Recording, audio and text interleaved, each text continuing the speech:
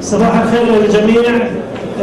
راح نعلن بدء فعاليات اليوم التعريفي لبرنامج إراسموس بلس. فلو سمحتوا الجميع يتفضلوا خارج القاعة، خلينا نبدأ رسميا اليوم التعريفي.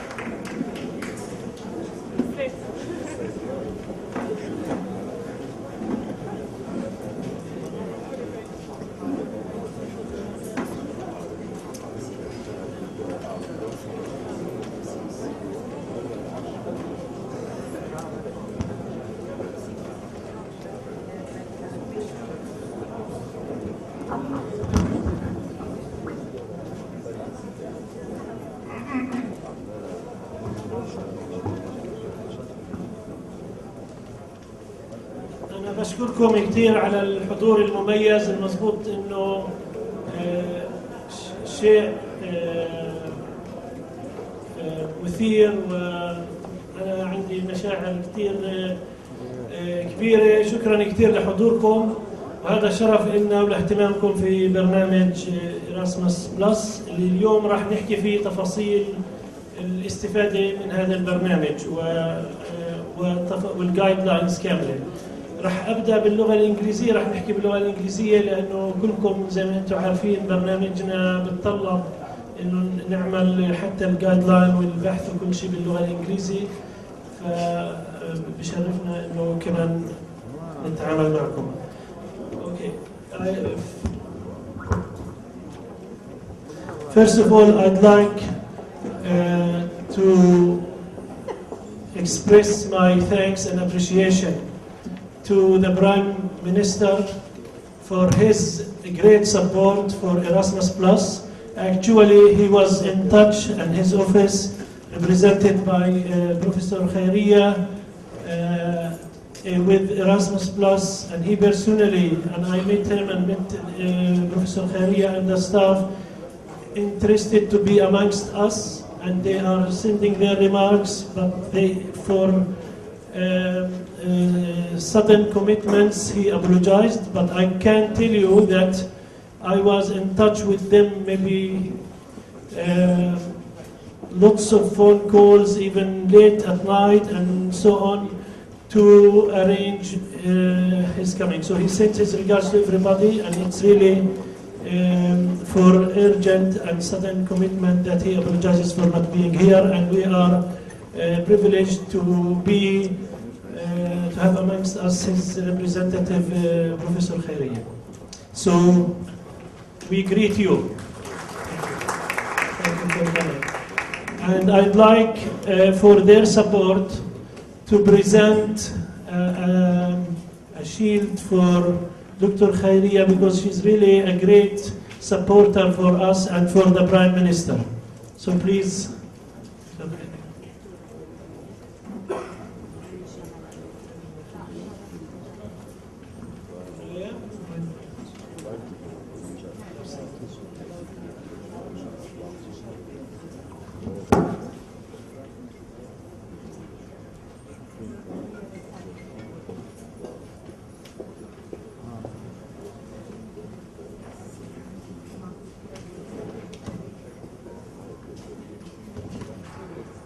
This is a small gift in recognition for the Prime Minister. Please hand it to him.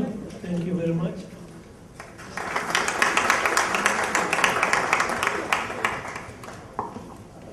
this is especially for you because you are really of a great support, and thanks a lot, Dr.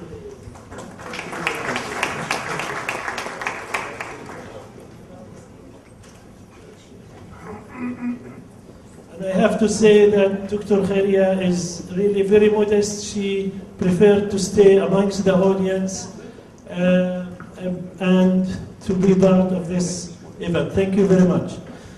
I'd like as well to thank the Minister of Education for her great support to the event, and her representative, Dr. Fahom Shalabi, that we appreciate his presence and his support. Thank you. Welcome with me, Dr. Fahom.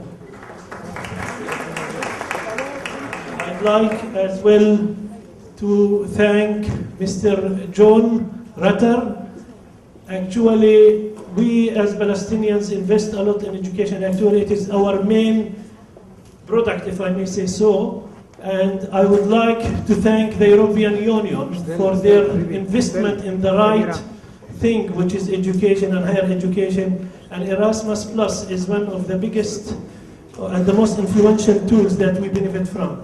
Please, Mr. John, we thank you for your support and for your representation. And Ms. Beatrice from the European Office representation. And in recognition, please accept this small gift from us. Mr. John, please. You're welcome. Thank you. You're welcome. Ms. Beatrice also, she's our task officer, and she's very supportive and always of great support. We appreciate it. Thank you very much. Please. And we have Alba. Alba Kayara is our project advisor from Brussels, from IKEA EU Brussels, and she came here and she will also give you the guidelines. And she is responsible of the file of Palestine and Lebanon and other countries. Please, Alba. She's, of course, of a great support, and we are always on a daily basis with communicating with her. Please greet with me, Ms. Alba.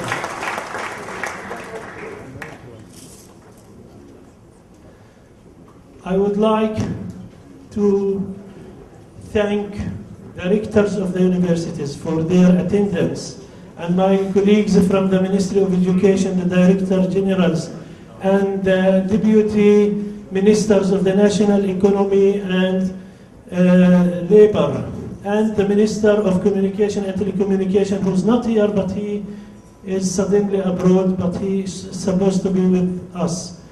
And the main appreciation is for the universities, for their attendance and interest in Erasmus+. So please, I thank you one by one, and it's a really great welcome from me, and you deserve a big clap now, really. Thank you very much. I don't want to miss anybody, but I'd like to thank the supporters and the assistants from the different universities as well, and our office, Aya, and thank you. And now I would like to ask Dr. Fahom to give his speech on behalf of the Ministry of Higher Education and Education, please.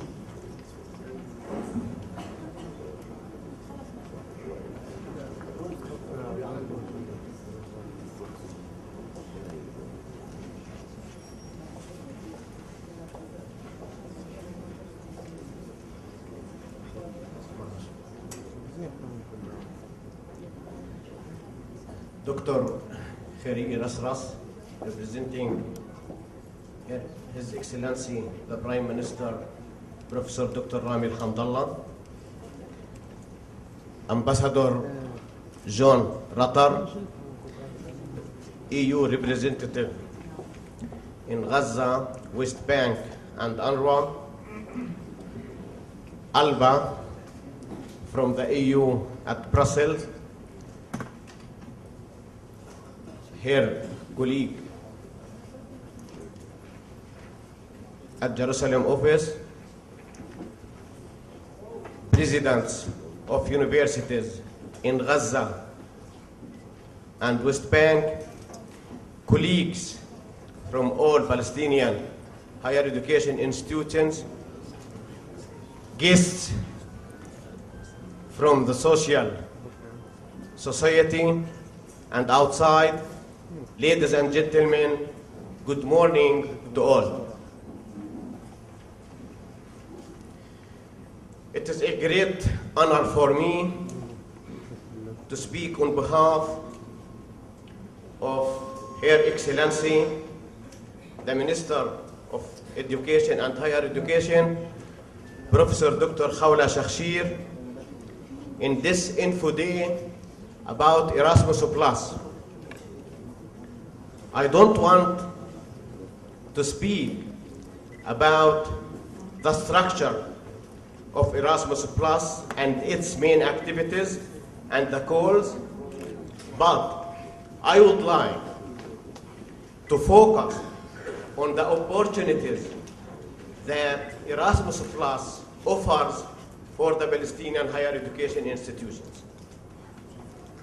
The first opportunity is developing new programs and reforming existing ones. Here, the ministry this year was asked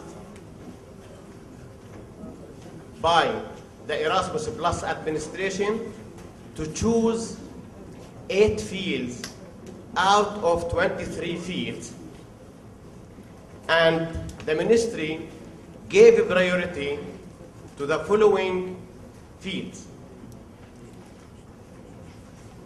health, engineering, life sciences, business and administration, environment, social services, humanities and social sciences, food and agriculture. We at the ministry advise you at the Palestinian ministry, Palestinian universities, to focus on these areas because the ministry has a big role in the preliminary evaluation of the project. Regarding the reforming process, also the ministry has an advice to focus on 3 major points. The first one is the period of the academic program. How long is it? Is it short or long? The field of courses fee and the relation or the link with the society and the industry, especially for applied programs. The second opportunity is scholarships for staff and students. There are 4 types of scholarships. The first one is titled Credit Mobility. This type of scholarships allows students, let us say Palestinian students, to take some courses in one of the European university, for example, to count towards their degree at the university or the universities back home. In this regard, we encourage our students to choose the courses that match the courses that they are in their academic plans to count towards their degree. Otherwise, they might have or take extra courses or change specialty. At least I know one case at Birzeit University where a student attended such a scholarship took it, and spent about 2 semesters in one European university. And after coming back, he has to change his specialty because he took some courses out of or doesn't match with the ones in his academic plan. The second type of scholarships is entire degree program, either for master level or PhD level. And here at the ministry, we encourage our universities and colleges to focus on the PhD level just to reduce the ratio of number of master holders to PhD holders. In addition, it's easy to say for us that we have a lot of master degree, but we do not have a lot of PhD programs in our university. They are rare. Third type of scholarships is titled Erasmus Plus Joint Master Degree. Students can study at 2 or more European universities, aiming to have a master degree offered as joint from the universities or multiple degrees from each university he attended. Also, the ministry in this regard has something to say which is very important.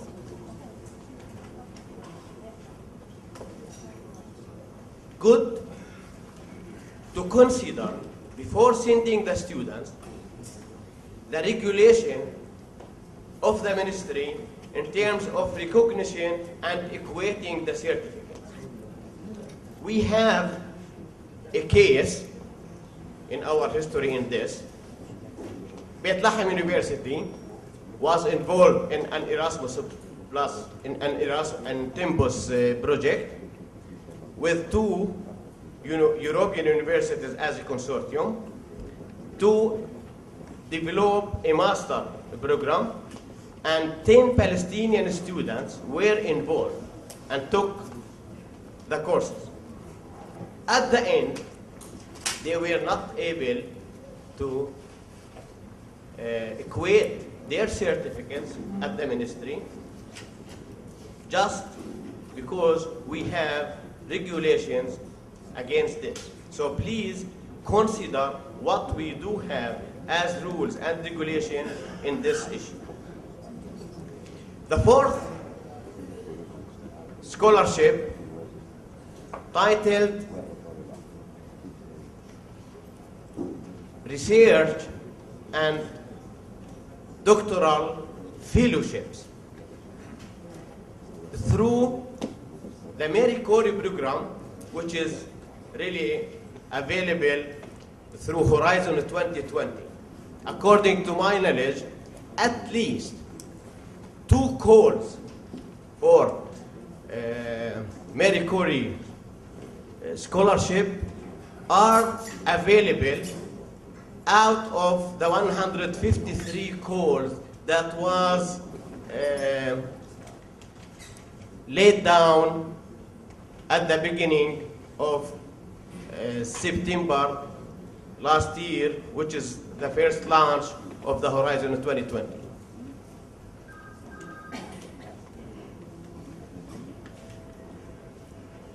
Ending with the third opportunity, which is really staff exchange development. Staff members in this opportunity can take or be for a 1 week up to 2 months at one of the European universities to deliver teaching or training or to follow teaching or training there in a university that has a collaborative with the university here in Palestine. Finally, I would like to thank you all for your attendance. Many thanks for the EU for their continuous support to such programs, and wishing this Info Day a success. Wassalamu alaikum.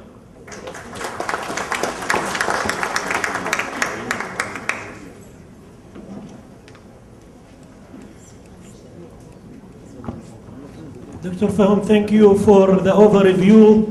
You saved us lots of time. You already presented the framework of Erasmus Plus, but you will get, of course, the details and the guidelines from Alba and Patrice later on. Thank you anyway for your, that means your knowledge means a lot as a ministry to be heavily involved. Thank you very much. I would like also not to forget, it's very important to know that with us we have a very big group from Gaza, and they are with us soon. After the speech we will have the President of Islamic University introducing us with a speech. So please welcome the audience of Gaza as well.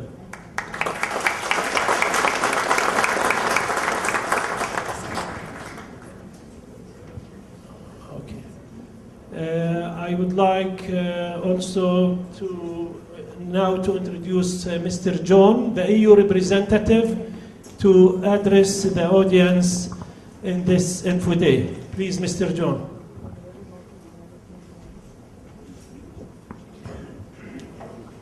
Yes, I will hide behind the podium. Okay. I think it's fine. I think I probably need it, don't I? So everyone can hear this way. Well, good morning, friends, ladies and gentlemen. It's an absolute pleasure to be here and to open this day with Hariya, who is representing Prime Minister Dr. Rami Al-Hamdallah. Thank you, Nidal, for your kind words and also for the award. That's very kind of you. I think, first of all, also, let me thank Dr. Shalabi, who, of course, with the support of National Erasmus Plus, the Office Director, has made this day possible for the benefit of all Palestinian higher education institutions. I would like to thank you all for having responded so enthusiastically to the Ministry and to the EU's invitation to this Information Day. And I also want to express a special welcome to the professors and deans who have joined us in video conference from Gaza. Today's event represents a very important opportunity for you not only to receive all the relevant information on how to benefit from the call for proposals of Erasmus+, but also to network amongst yourselves for possible partnerships between Palestinian institutions and or for partnerships with neighboring countries, such as Egypt, Morocco, and Turkey. I want to take this opportunity to commend the good performance of Palestinian universities within Tempus and Erasmus Mundus, the former important EU higher education programs.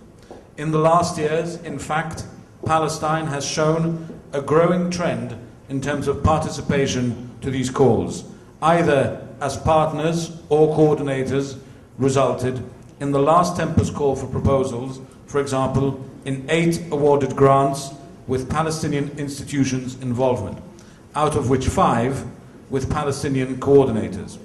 This is particularly remarkable given the relative youth of Palestinian universities.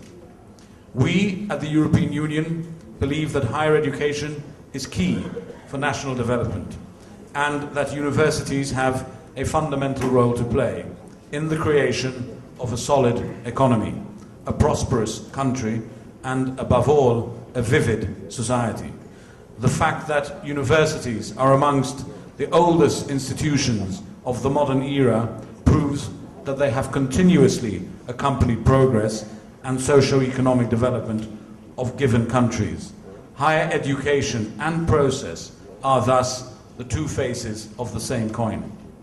In fact, higher education is important not only for the mere transfer of knowledge from professors to students, what we call the vertical transfer, but also for the so-called horizontal trade, that is, cooperation and exchanges both at institutional and individual level.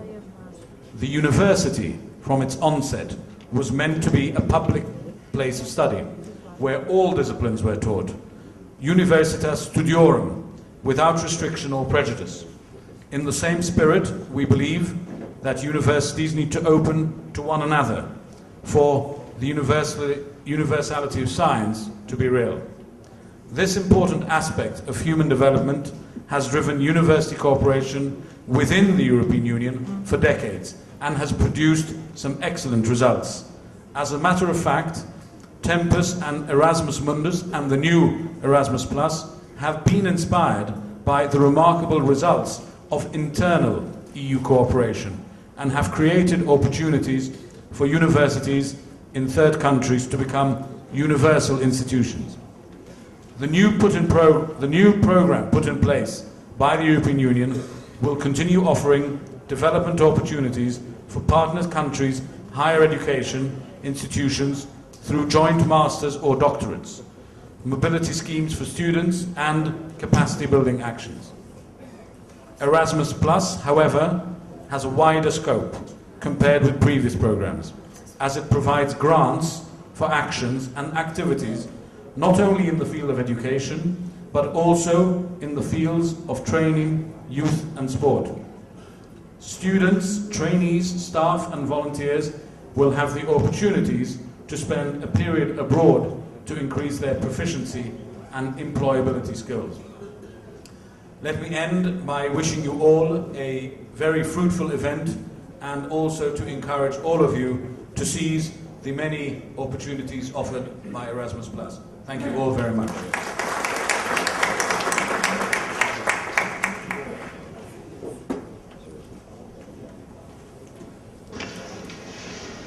John, thank you very much for your words and for your support for Erasmus+. It's always of great support and for our office and our programs. Thank you very much.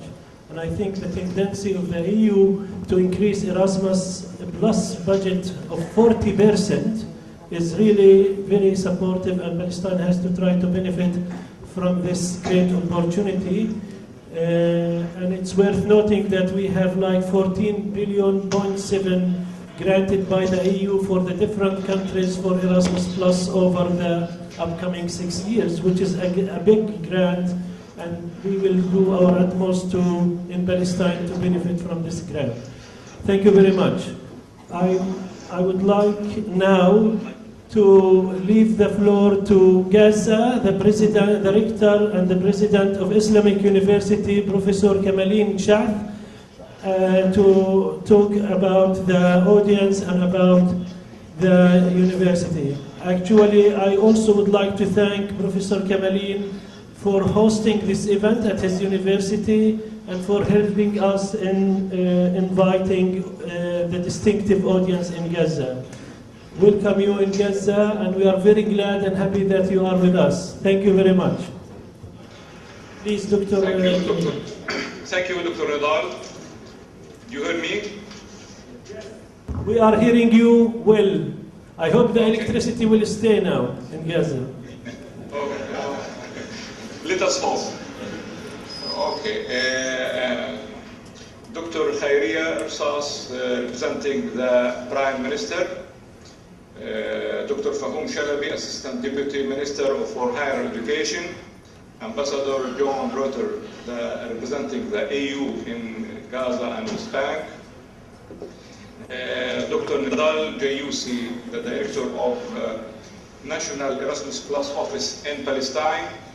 Dear colleagues, presidents, rectors, deans, and staff members of universities in West Bank and Gaza, and their representatives of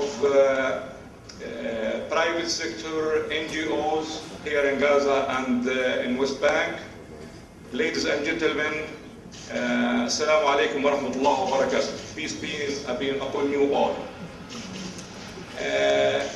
First of all, I'd like to just to tell our colleagues in West Bank that we have a very good group here of prominent people in Gaza. More than 100 of our colleagues from almost all universities and higher education institutions in Gaza, plus some people from NGOs and the private sector as well.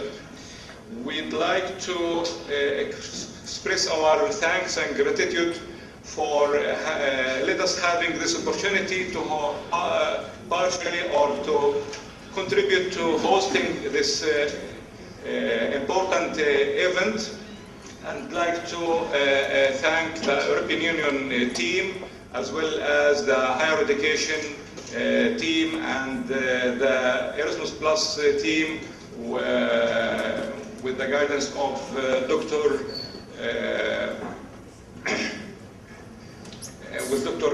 Nidal and his colleagues as well.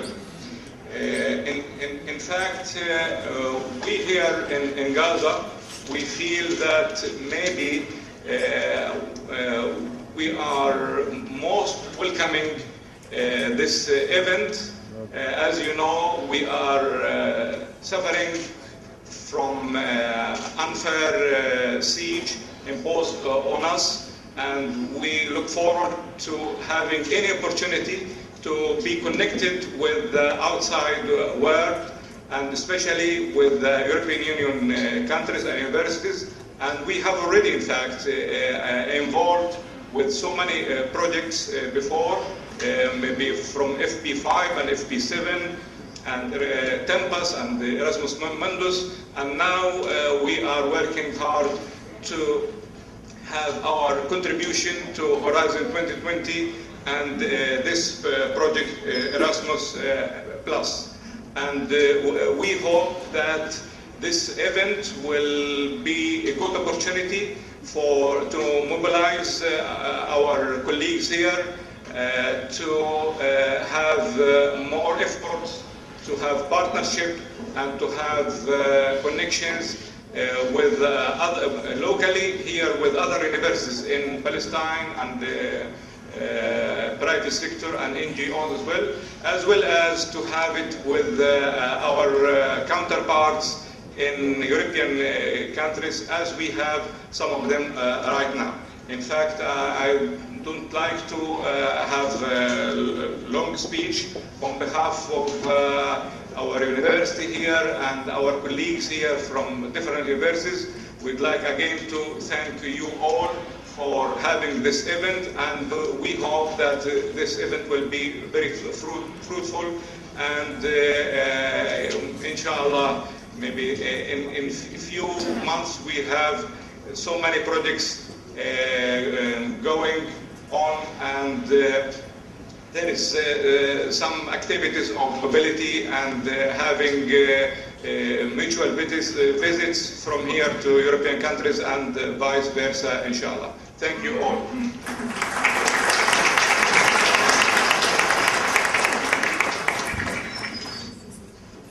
Professor Kamali, thank you very much for your speech and for your relentless efforts in making this event happening in Gaza. Thanks for your audience, one by one, for coming and for their interest in Erasmus+. I know that there are representatives from all the universities as well, Al-Azhar and other institutions, NGOs, as you rightly mentioned, and everything. So you are mostly welcome. I also would like to tell you that amongst us, there should be my colleagues from the directors of Erasmus Plus offices in Egypt, Turkey, and Morocco. They couldn't make it today because the Israeli authorities decided to give them the permit as usual 1 hour before. So they have to make it by DHL to be here in 1 hour. So this is unbelievable. And every time this happens. So unfortunately, they are not amongst us, but you will see them in their representations through Skype. So they decided to be with us. Hopefully we will manage to do that. but they'll be in schedule. I mean, till yesterday we are trying, they are saying in an hour and so on, though that they will get the permits, and we have never managed to do so. And this is like it's a norm, it seems, because last year also they gave us a permit for one of our colleagues 2 hours before the event. So it seems that this is a strategy. I would like now to ask Patricia. Patrice will present for us Erasmus Plus, the general view and the new call of 2015. Patrice, please. And she will also present the part of the international credit mobility. I would like to ask Gaza to put the presentation, the big presentation, please, because we sent it to you. If you can do it to see the slides as well, parallel to our slides.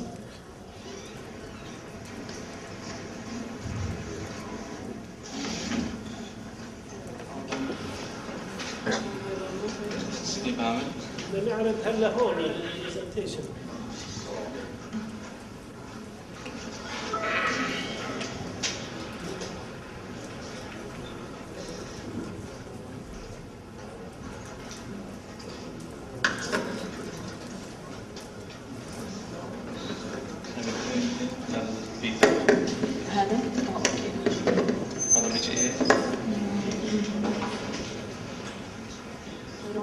Okay, Gaza, we will not see your photo now. We will see the presentation, but you are with us as well. Thank you. Thank you, Nidal. Good morning, ladies and gentlemen.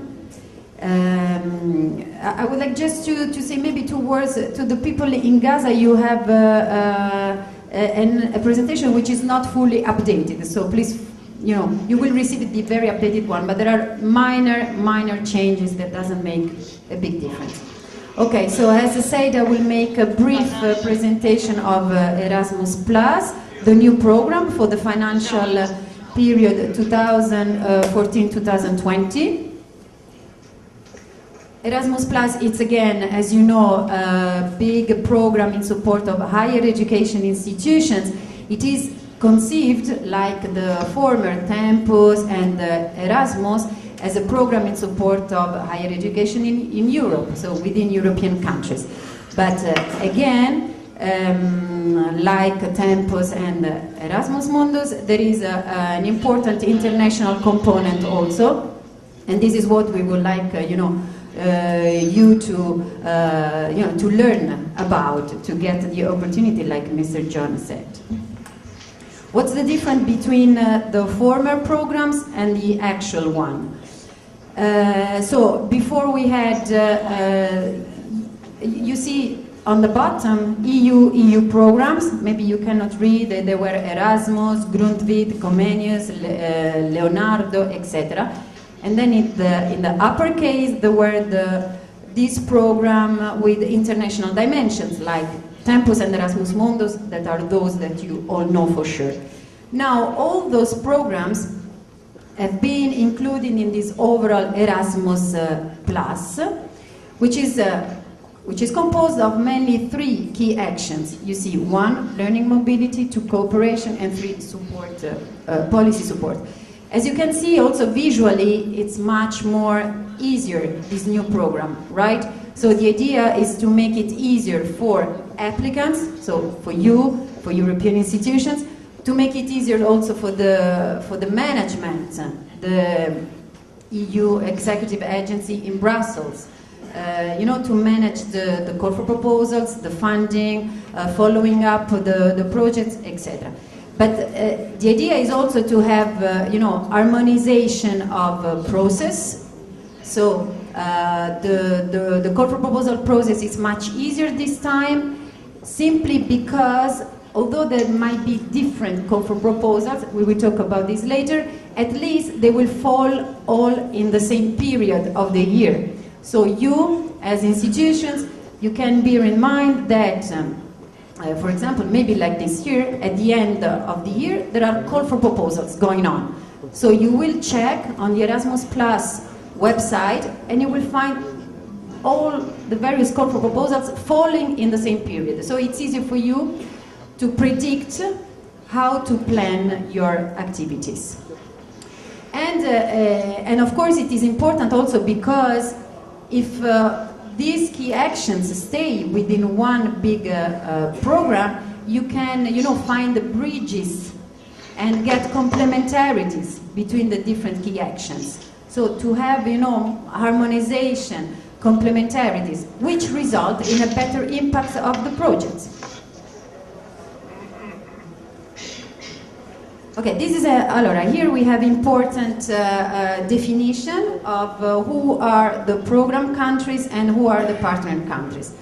The program countries, as you say, are the EU member states, up there. And now Erasmus Plus has opened also to other countries like Iceland, Liechtenstein, Norway, and former Yugoslavia, and Turkey.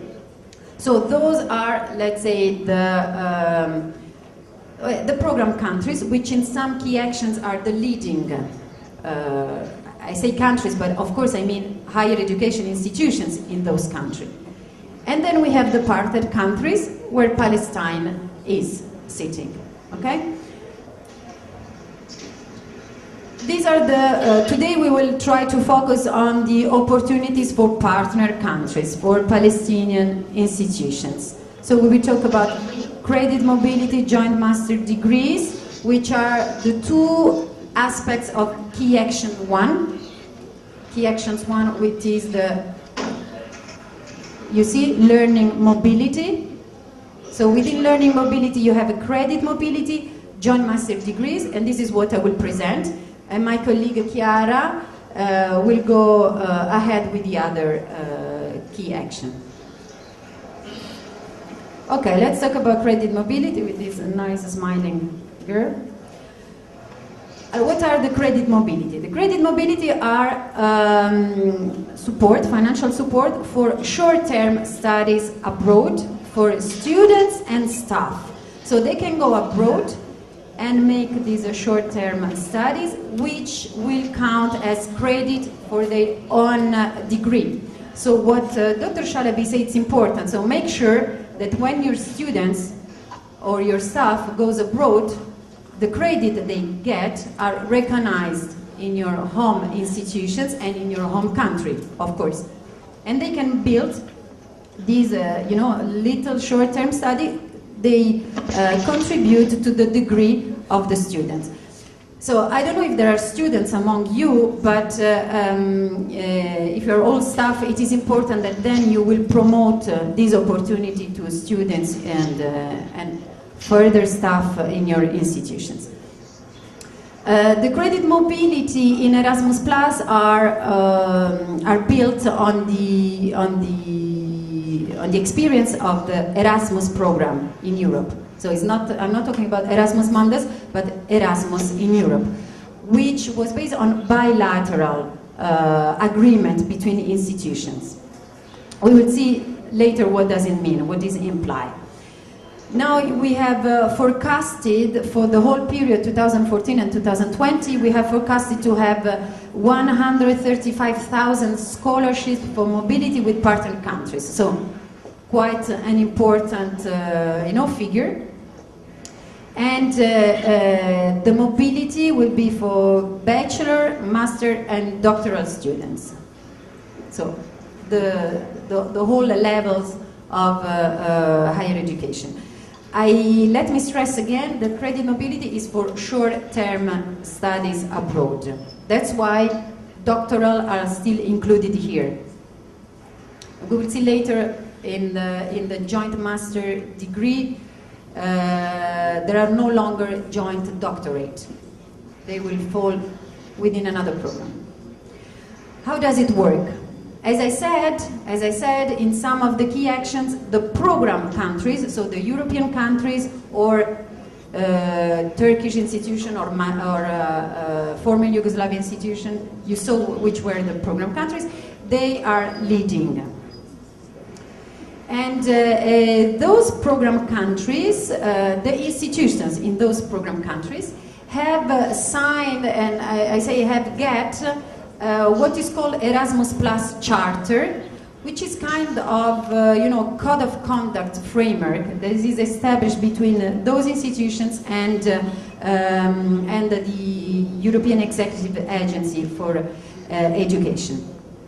So, what the partner institutions has to do is to have an agreement, an interinstitutional agreement, you see in point 2, which is kind of memorandum of understanding between, let's say, one Palestinian institution and one European institution, which set the framework for the mobility scheme. So it means that we have a first level where the program institutions have an agreement with the European Union, setting the framework, code of conduct, selection criteria for students, etc., etc.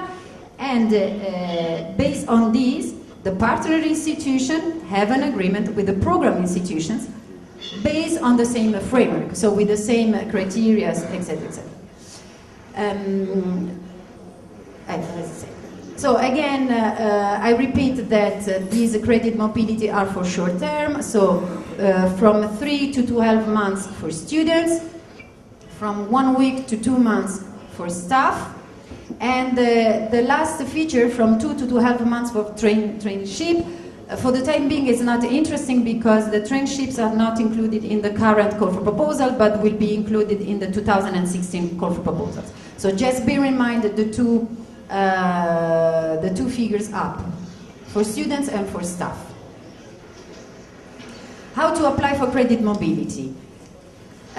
International mobility agreement can be requested, application can be done only, as I said, by program countries. So it is up to you to get contact, to try to find an agreement with one of the program country institutions and to apply through them, so to be included in their application, okay?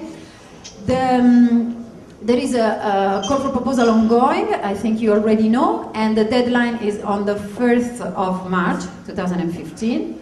I think many of you already have contact with the European institution, thanks to previous projects, but through the Erasmus Plus national office, you can get support also to find new partnership.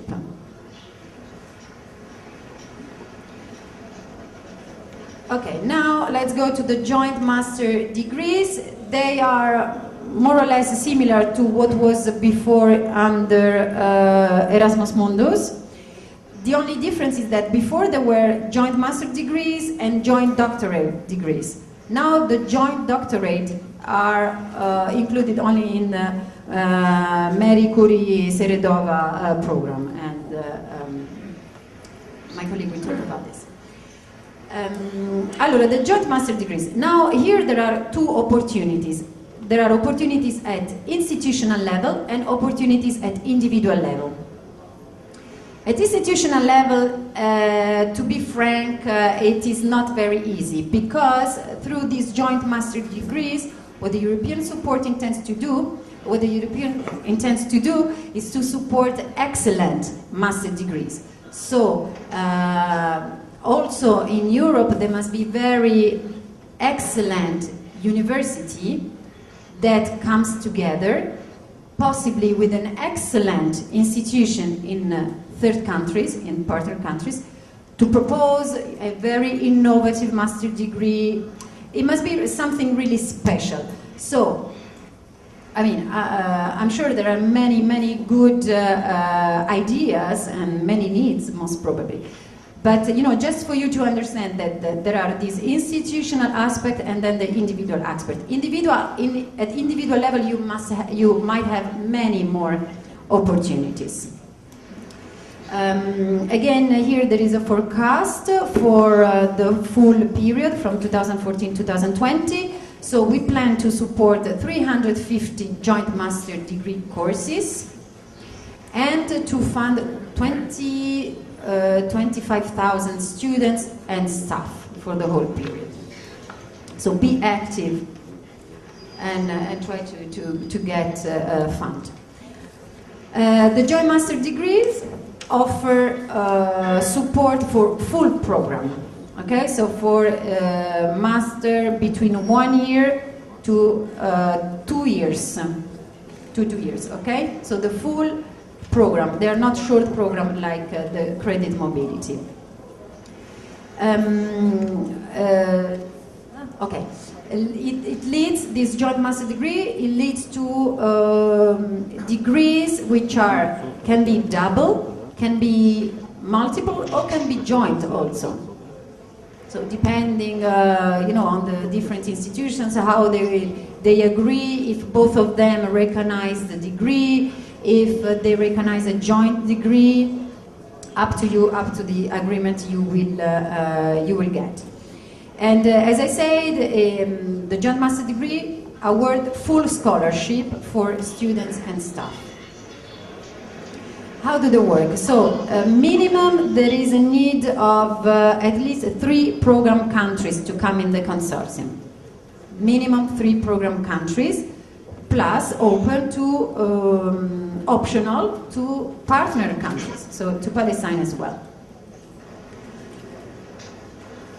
Yeah, the funding should cover 3 annual intakes. It means that if you have a 1 year master, only for 1 year, considering that you through this you can cover also 1 year preparation. So basically, you can have like a 3-year project because you have to cover 2 intakes, right?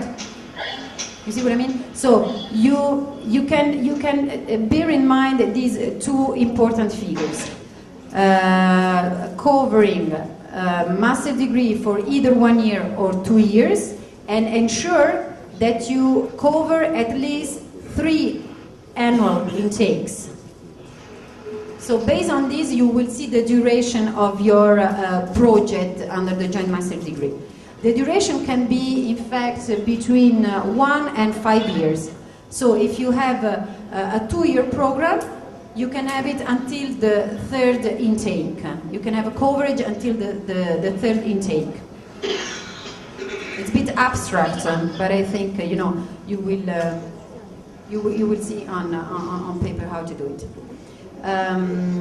So I said we cover the total cost for students, scholarship, and we cover also annual flat rate for administration and for guest academic staff, so for teachers coming from abroad.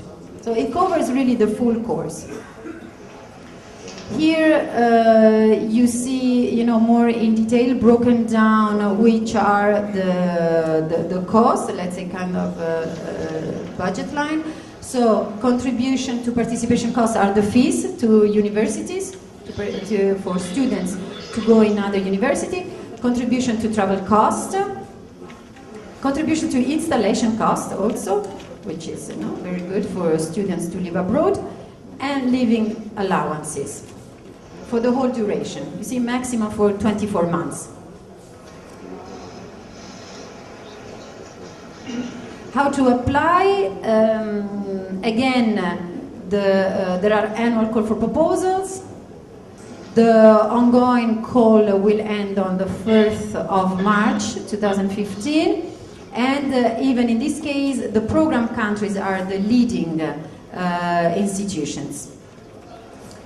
The proposals are assessed by a pool of experts as before, which use these selection criteria: relevance, quality of design, quality of team, impact and dissemination. And as said by Dr. Shalabi, the Ministry of Education contributes also to the selection by assessing especially the relevance of the master proposed, the relevance to the needs of the country, to the needs of Palestine.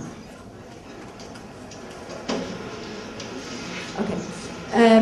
What I would like to tell you, given that we are now in an overlapping period between Erasmus Plus and the former program, Tempus and Erasmus Plus, We got breaking news right yesterday that there is a call for proposal for 116 Erasmus Mundus scholarship, joint master degree scholarship for students then, which are the ongoing joint master in the former Erasmus Mundus. So they can still open call for proposals. And if you are interested, you can find the list of joint master degrees on the Executive Agency website, on the National Erasmus Plus website. There are many websites you can find the list of joint master degree and joint doctorate degree within Erasmus Mundus still. So these are the former projects going on. I think I have done with this, so I leave the floor to Chiara, and I think we will leave question and answer sessions later on. Okay, thank you very much.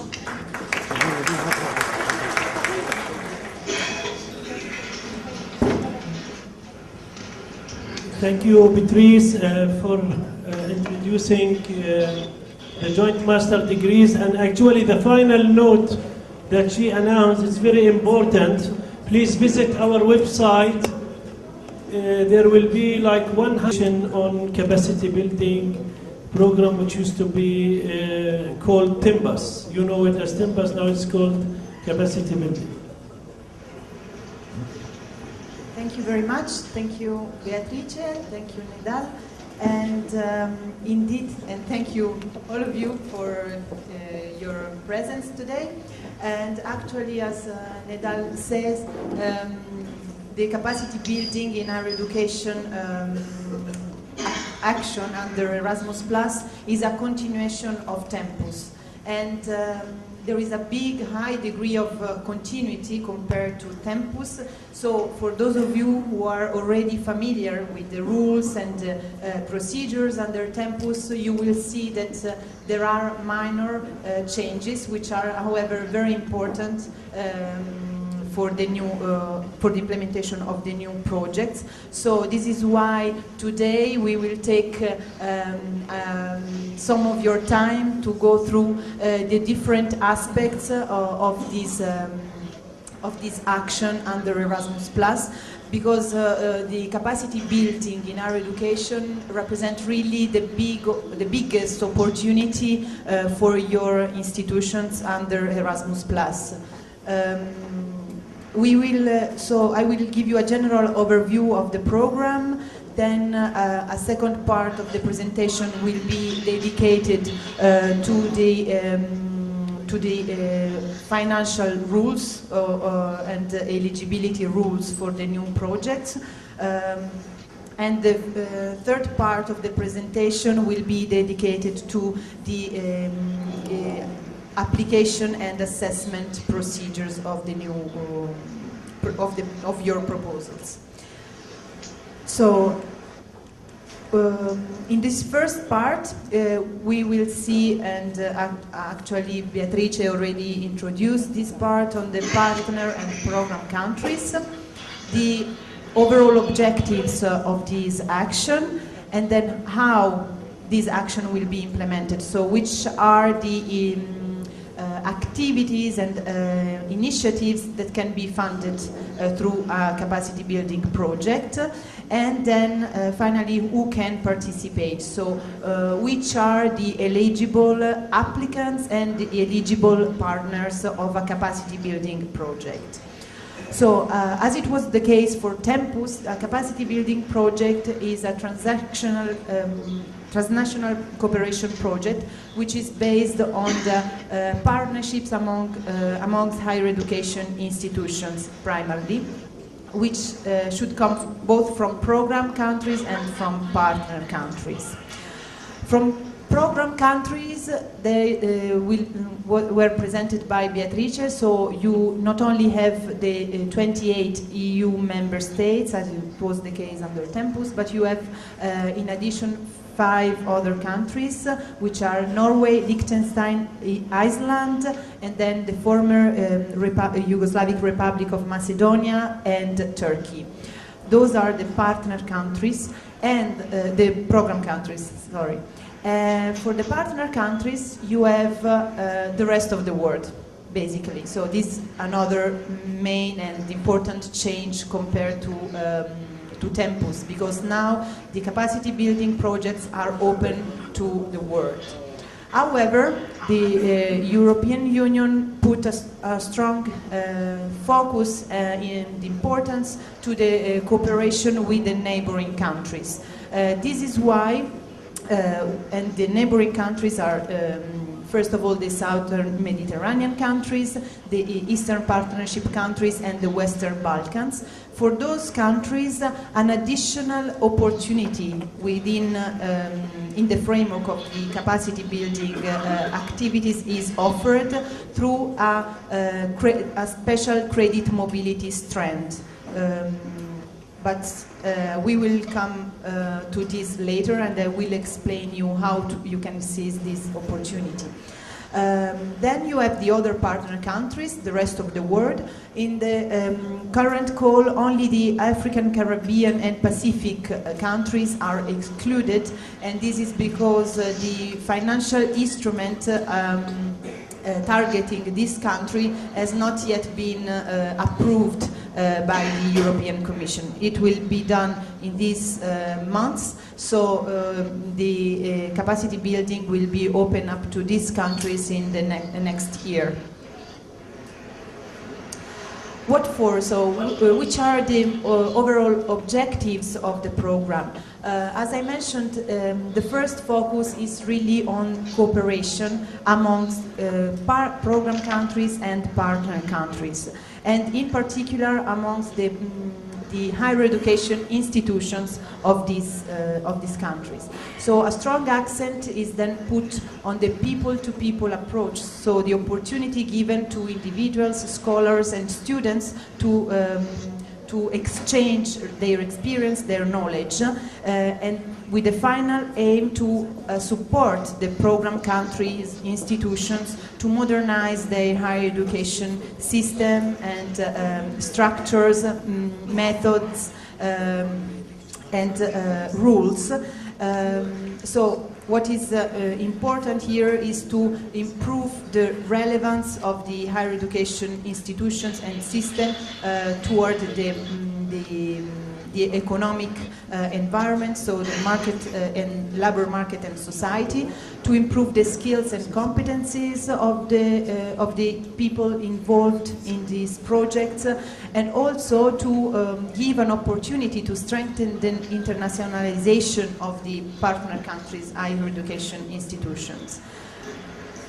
So this to show you that we are still in line with the aims and the political approach that was already in the former programs such as Tempus and Erasmus Mundus. Here you can have a look at the types of activities and the types of projects that can be funded under the capacity building in higher education projects. So for those of you who are familiar with Tempus, you will see the continuity. So still we have the two types of projects, joint projects and what we used to call structural measures that are now called structural projects. The difference between the two types of projects is given by the fact that for joint project the main target are the institutions. So the impact of this project should be at the institutional level. There are three different types of action. Curriculum development type of projects, so to modernize the curricula of the partner countries' institutions. Second type of activity is university governance and management. So here you have different possibilities, such as project aiming at fostering the internationalization of the institution, to foster the quality assurance mechanism, or the governance of the institutions. third kind of activities under the joint project are activities aiming at strengthening the links between the higher education institutions and the labor market or the society at large. I have to say, and both referring to both joint projects and structural measures, that as it was the case with Tempus, the capacity building in higher education projects gives you a very high degree of flexibility on the type of activities that you can actually implement within the project in order to achieve the main goals of the project themselves.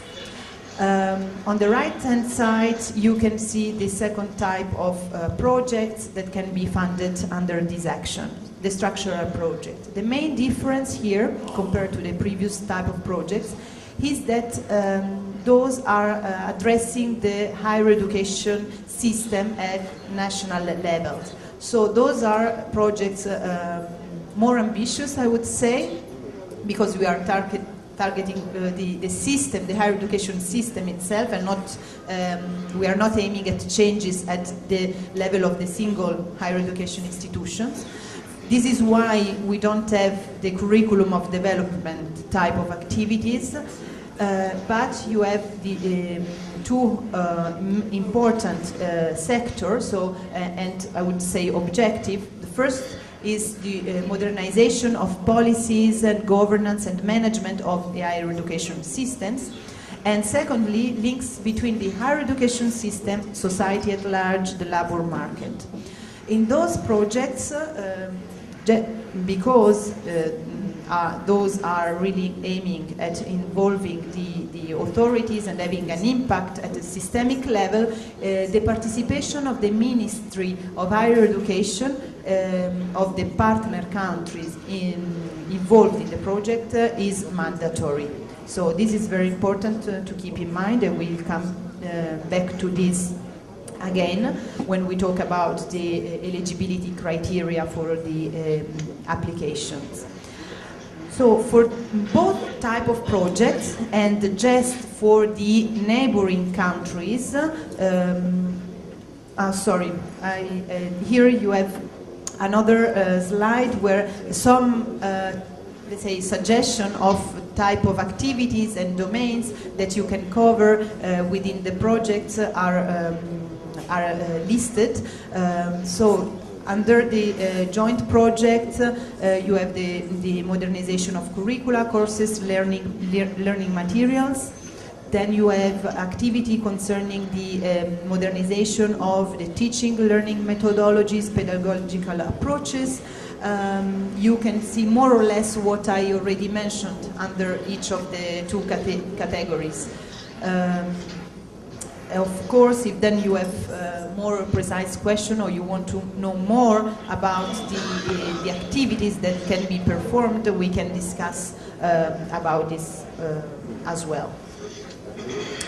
And here is the reference to the special mobility strand that I was announcing just before, that is just for the neighboring countries. So you are concerned, Palestinian institutions can actually benefit from this possibility. What is this for? So students and registered in higher education institutions that are involved in the project consortium, in the capacity building project, or staff which is employed at a higher education institution involved in a project, can benefit from training period abroad. The activities are, for the students, study periods or trainship, for the staff, teaching or training periods abroad. This action is present a component of complementarity to the mobilities that you can already implement in the framework of the project, because in the framework of a capacity building project, and we will also see it later, the mobilities must be short, so there is a limit on the length and duration of the mobilities for students and staff, Whereas in this additional mobility strand, for instance, for students, you can have longer study periods that allow the student to attend, for instance, some complete academic year abroad in a partner institutions of the consortium. What is important to understand is that this additional mobility strand and component should be really instrumental to achieve the objective of your capacity building project. Easy example is of a project, a capacity building project in curriculum development, where you are planning to modernize or develop a new master course, for instance, and then in the framework of this project, you will have to implement at least during 1/3 of the duration of the project, you have to already implement or pilot this new master course. And thanks to this additional mobility strand, you might foresee that students from participating institutions are going abroad to attend that master course in another partner institutions from another country. So there must be a link, and you have to explain this very well in your application, between this additional mobility component and the main objectives and activities of your capacity building project. We plan that with the available budget, there will be the possibility to award this additional mobility strand to approximately 40% of the selected project. So it's important to keep in mind this possibility that you have. As Beatrice was illustrating before, it is very important in order to implement the mobilities to have an interinstitutional agreement, a bilateral interinstitutional agreement between the institutions that are participating in this exchange of students or staff. Actually, for all Erasmus Plus program, when we talk about mobilities, these interinstitutional agreements are mandatory. And this is particularly important for mobilities between partner countries, institutions, and program countries, because whereas program countries must have their Erasmus charter that shows that they comply with certain quality requirement and they engage themselves to offer a certain number of services and to, for instance, recognize the mobility abroad. Partner countries' institutions do not have this Erasmus charter.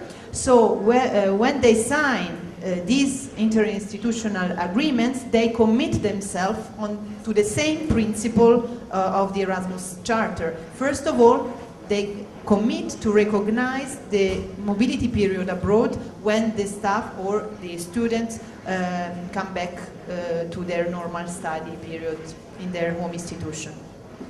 Then you have also, for students going abroad, learning agreements that has to be signed.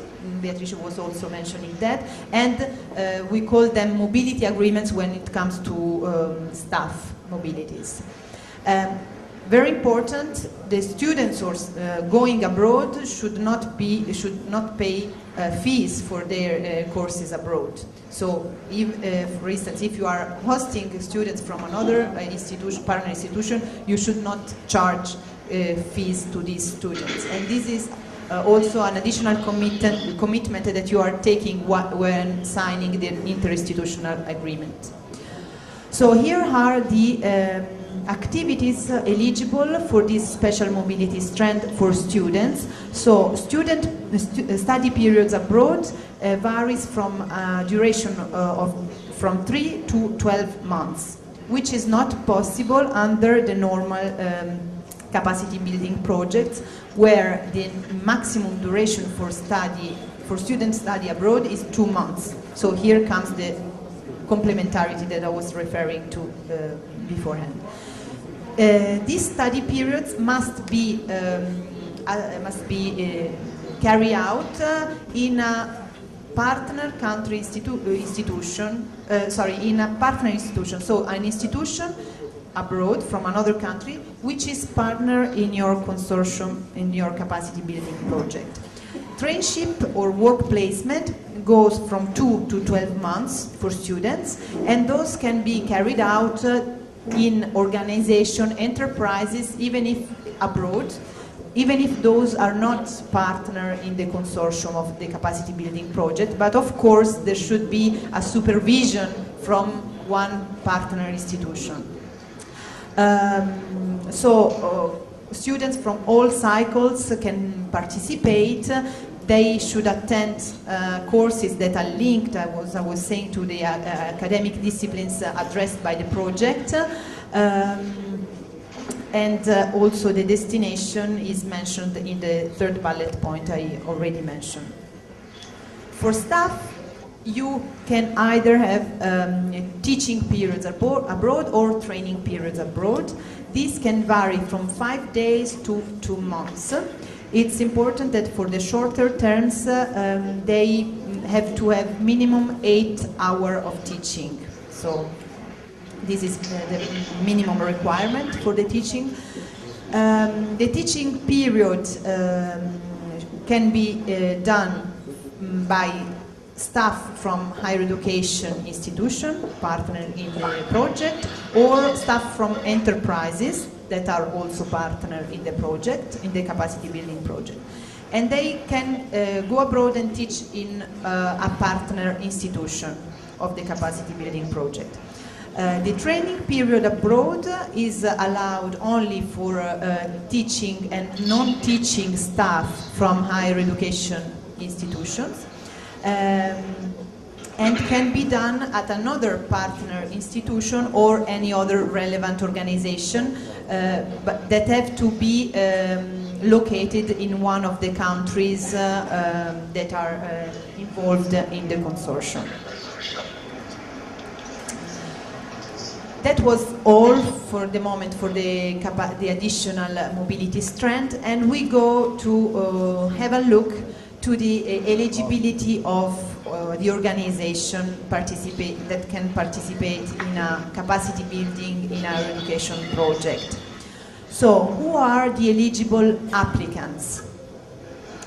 Here you have the same eligibility criteria that you are already familiar with under Tempus. So, state-recognized private or public higher education institutions can apply for a capacity building grant.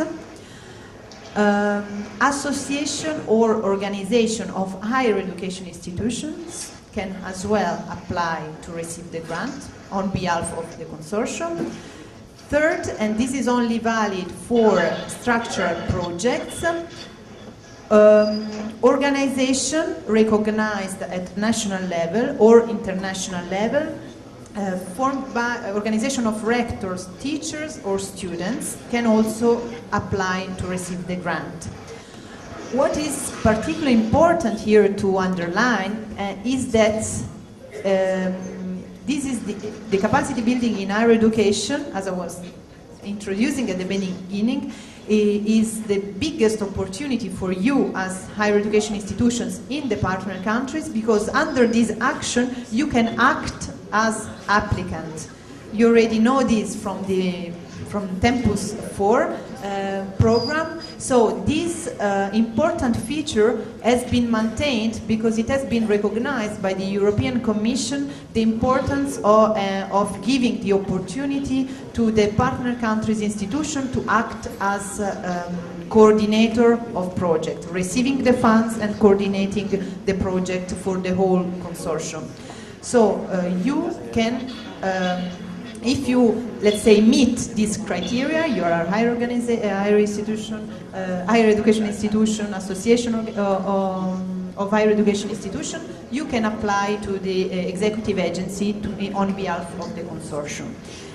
Now, if we extend the eligibility criteria to the partners, so who are the other partners that can be part of the consortium. You will have, of course, all the institutions listed as potential and eligible applicants.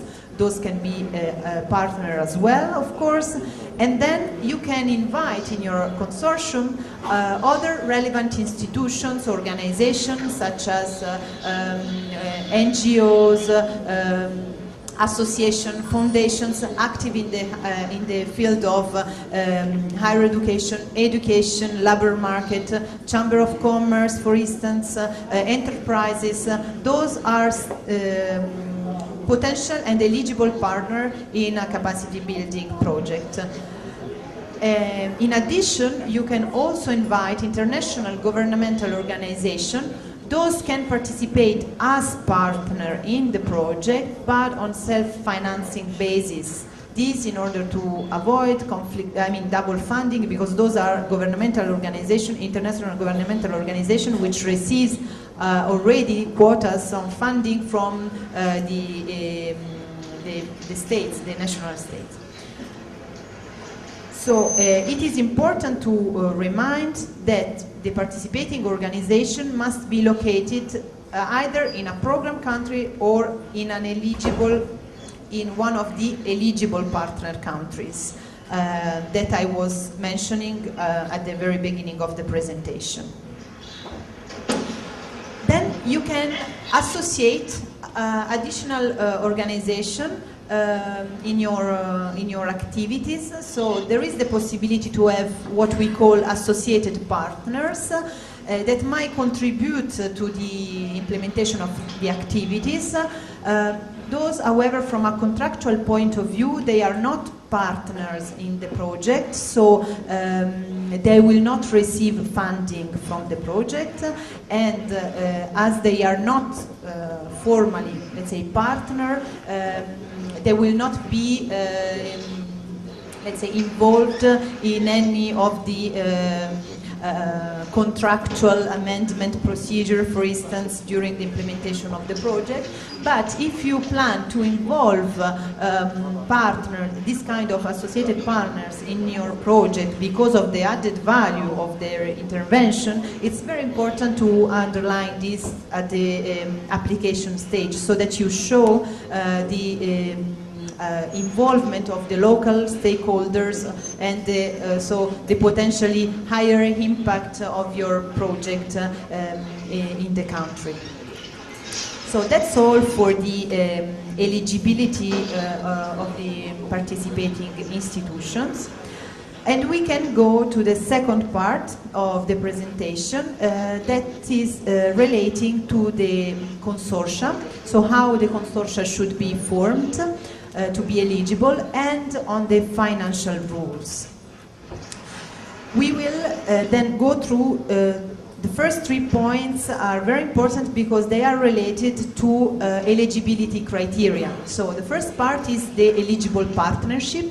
So we will see how you have to build up your consortium in order to be eligible and to respect the minimum partnership requirements.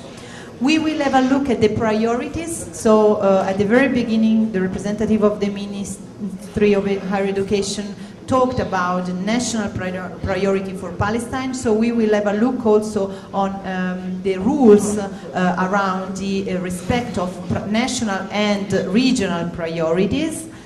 And thirdly, the budget, minimum and maximum budget, and the duration of the project. Then we will go to the last part of this second, let's say, session of the presentation. I put that in red, how to calculate the budget, because here you have some novelties compared to Tempus 4 that you must be aware of, you must get familiar with, because it's very important in the preparation of the budget of your proposal. And also very important in the implementation then of the project once selected. Finally, short reference to the partnership agreement. So we will see if we manage to do this before the coffee break, otherwise we can take up some of the remaining issue in the second part of the presentation dedicated to capacity building. So regarding the consortium structure, the main principle is that you have to have from the program, from the 33 program countries, you have to have at least 3 higher education institutions coming from 3 different partner program countries. This is the same as it was for Tempus 4. Then you, from the partner countries, you have to have at least 2 higher education institutions. Either you have a national project, so with only 1 partner country, so a national Palestinian project with 3 program countries. You have to look for partnership with a second higher education institution. However, an important novelty is that you have to have at least as many partner countries higher education institution as program country higher education institution. So what I just mentioned is not valid for national project, because you will have 3 from program countries, you have to have at least 3 from Palestine. However, if you have a second partner country, for instance Egypt, you can have 2 from Palestine, 2 from Egypt, provided that you have maximum 4 from the program countries. The rationale behind this new rule is that we want to have a balanced representation from the program countries and partner countries. We don't want to have a situation where you have 10 higher education institutions from program countries, Italy, France, Germany, Turkey, and then you have 3 institutions or 2 institutions from Palestine. Just because the project, really the first beneficiaries are the partner countries' institutions, and we want them to be active and participate as much as possible. The disclaimer here again reminds you that for a structural project, one of the partner must be the Ministry for Higher Education of the concerned and participating program partner countries. Here we have some example, just to visualize the possibilities of partnership.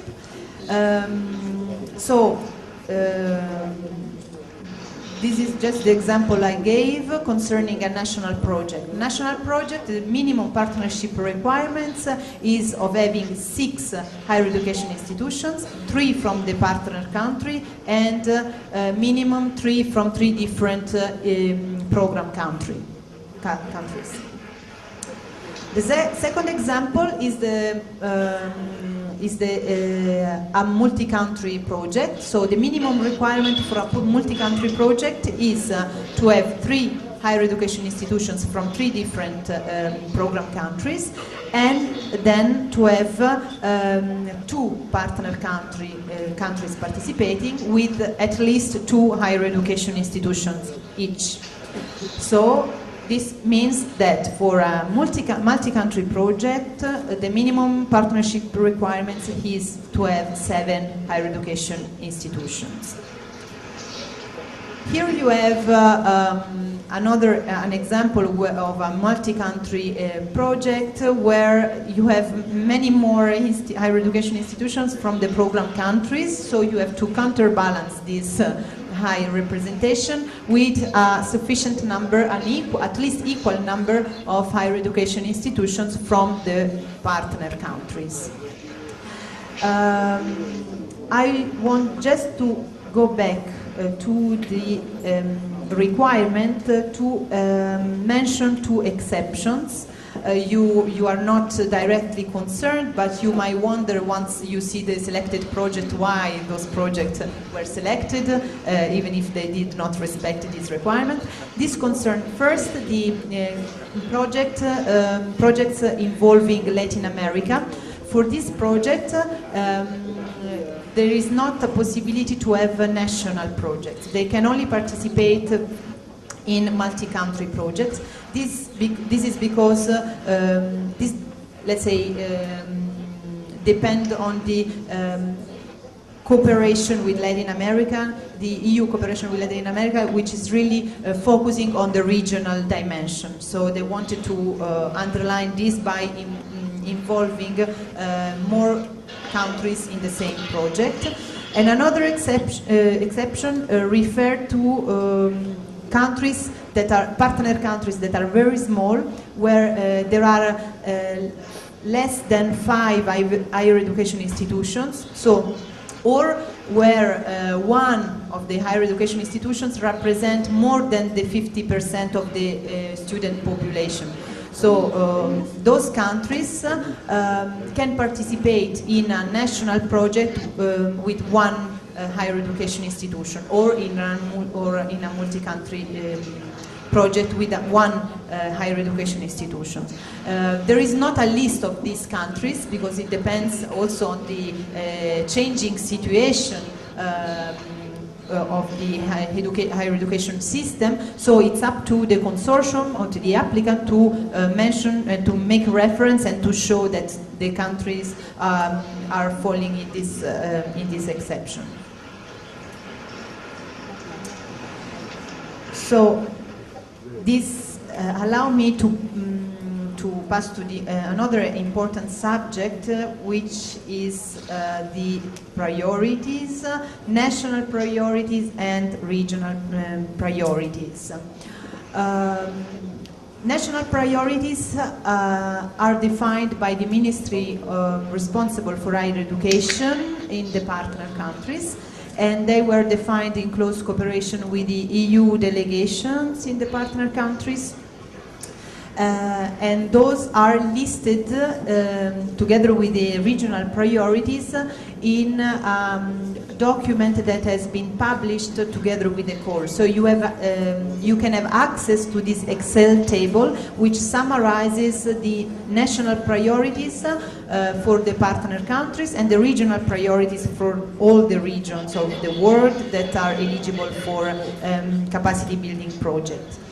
There are countries that, especially the newcomers in the program, for which there are no national priorities defined. And for those countries, only the regional priorities will apply. And this concerns in particular the Latin America, Asia, and the Iran, Iraq countries. And here you have actually the regions, the numbers of region. I put in 3 in red because Palestine is in the southern Mediterranean region, and the number that was assigned to the region is 3 in the program guide. So you can go through the program guide and you will find your country under this region.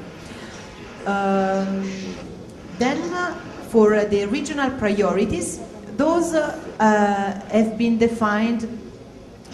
I forgot to tell, and this is the most important thing, that all national projects must respect the national priorities as defined by the Ministry of Higher Education.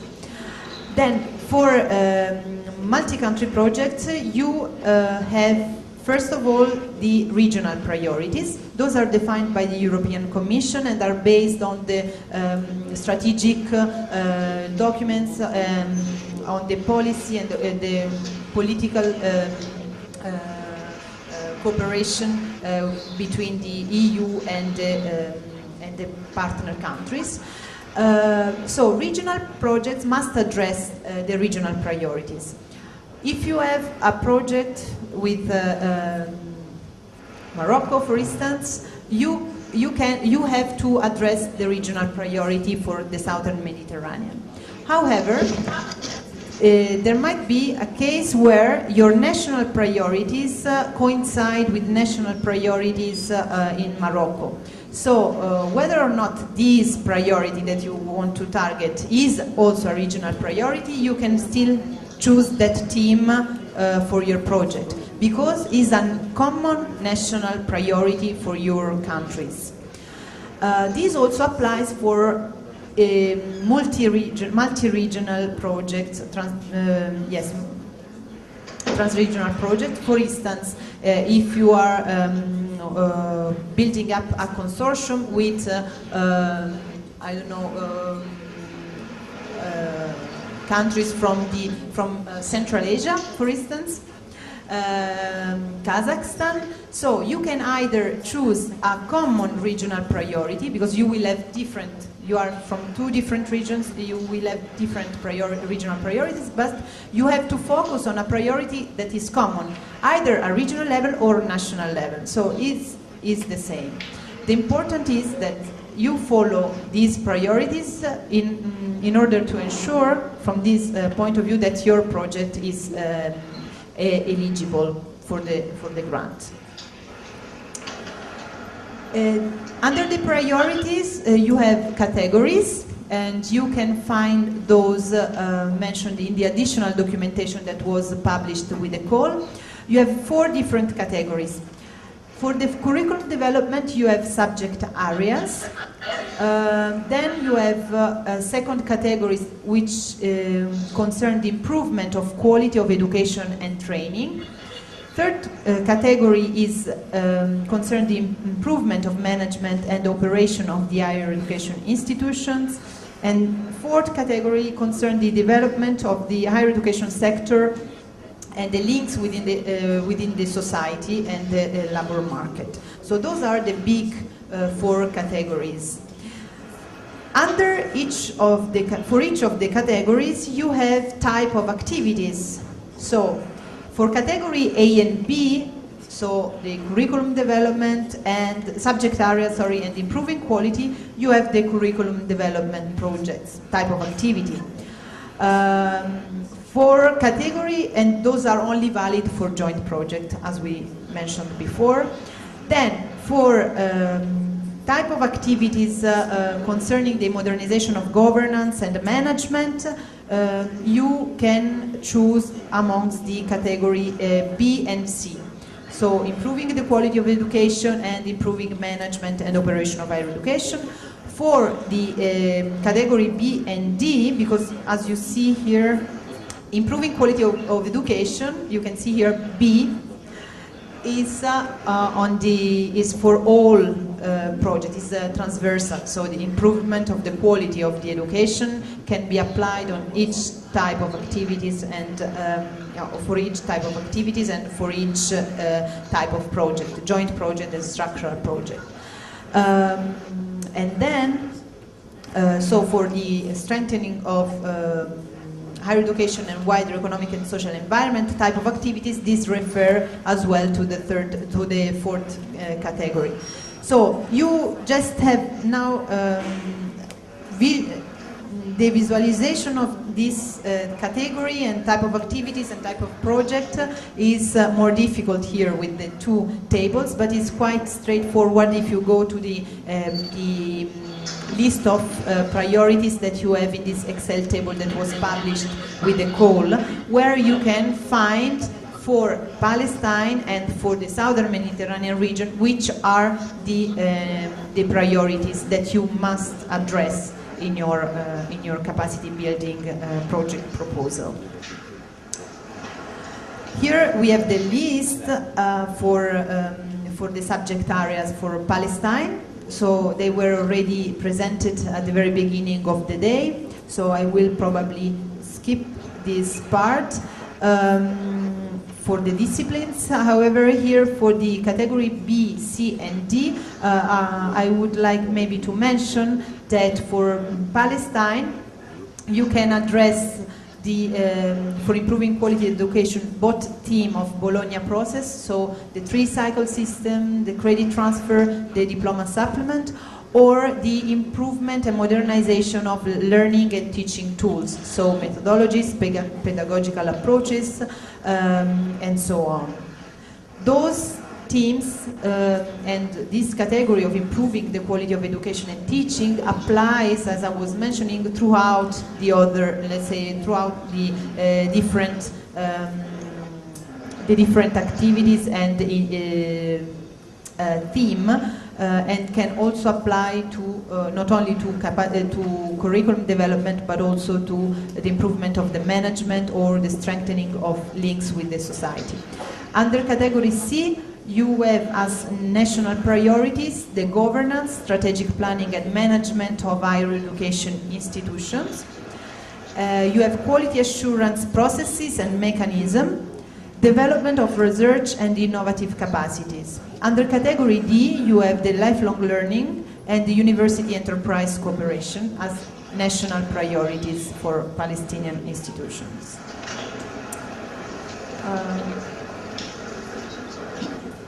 I think that's also the last part for the national, let's say the last information for the, as concerned the priorities, and we can move on with the with another two other important eligibility criteria, which are the duration of the project and the minimum and maximum budget. So, as it was the case for Tempus projects, you can have a 2-year or 3-year project under the capacity building in higher education. Those projects must have a minimum of 500,000 euros and a maximum of 1 million euro. And these exclude the additional mobility strand that I was illustrating before. In fact, the additional mobility strand is a kind of top-up to the budget of your capacity building project, and this top-up cannot exceed the 80% of the grant awarded for the project. So, in case you of a capacity building in higher education project of 1 million, you can have an additional